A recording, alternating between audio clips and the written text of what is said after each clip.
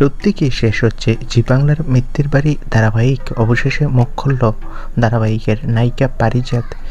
বিস্তারিত জানতে ভিডিওটি দেখুন আর আমাদের চ্যানেলে নতুন হলে সাবস্ক্রাইব করুন।